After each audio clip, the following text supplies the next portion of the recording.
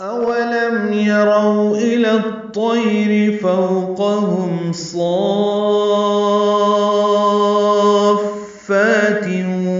ويقبضن ما يمسكهن إلا الرحمن إنه بكل شيء بصير.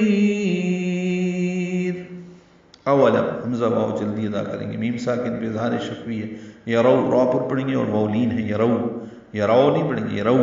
الا لام کو الطیر کے طا سے ملانا ہے، ادغام شمسی ہے، بیچ میں الف لام نہیں پڑھنا. اصل میں الا تھا لیکن ملانے کی وجہ سے زبر آ گئی. الا الطیر طا پر پڑھیں گے، طی یائی لین ہے، یا کو نرمی سے معروف طریقے سے ادا کریں گے. تیرے نہیں پڑھیں گے، تیر غلط ہے، طیر را باریک ہے. فوقہم اب دیکھیں رو میں واولین ہے، طی میں یائلین ہے، فو میں واولین ہے. فوقہم قاف پر ہے، ہم میں میم ساکن پہ اظہار شفوی ہے. صافات والصافات صفا، سورہ صافات کے شروع میں صاد پر کھڑا زبر ہے اور اس کے بعد فا پر تشدید ہے، جس کی وجہ سے مد لازم ہے، وہاں پہ بتائی تھی.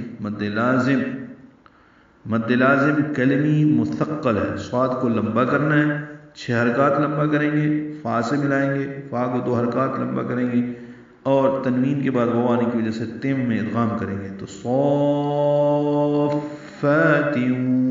ویقبض، واو ہونٹوں کی نہ تمام گلائی سے ادا ہوگی، قاف ساکن پہ قلقلہ ہوگا. ویقبض ضاد ساکن ہے، نون ساکن ہے، 2 ساکنیں اکٹھے ہو گئے تو ضاد ساکن پہ اظہار ہوگا، نون ساکن پہ بھی اظہار ہوگا. ویقبض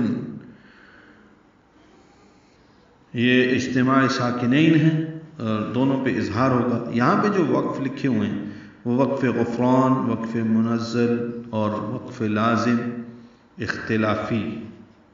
یہ میم کا جو وقف ہے یہ اختلافی وقف ہے، بہرحال ہم اس پہ رکتے ہیں. وقف لازم ہمارے نزدیک طا کا وقف مطلق ہے، اس کے اوپر جو علامت ہے تو اس پہ رک جانا بہتر ہے.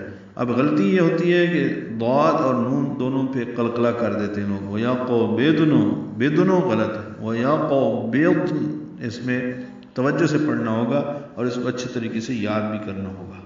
ملانا ہو اگر تو پھر نون پر زبر ہے، وَيَقْبِضْنَ نون پر زبر پڑی جائے گی.